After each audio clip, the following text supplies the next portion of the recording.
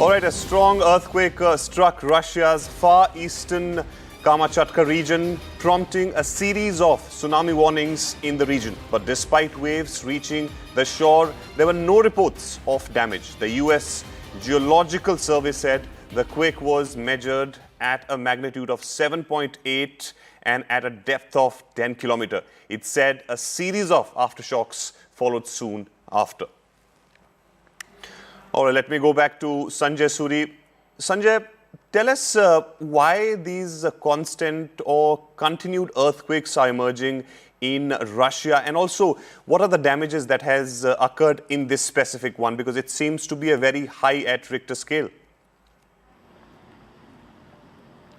Well, there have been a number of earthquakes reported in Russia. There have been earthquakes reported in other countries. We saw recently the earthquake in Afghanistan.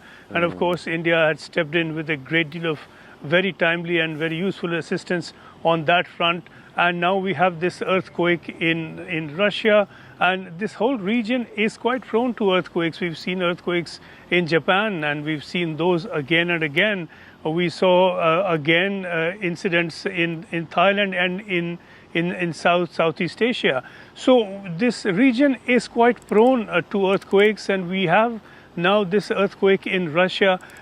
Given the region and the location of this, we don't have a great deal of information coming out other than what we hear from official Russian sources.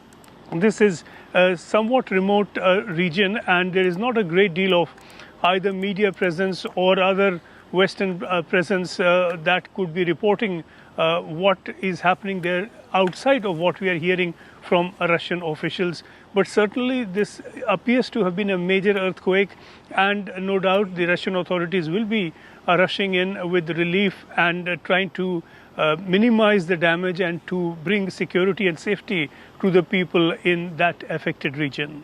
We are hoping and praying for the well-being of all those affected in this case. Thank you so much, Sanjay Suri, for putting this story into perspective.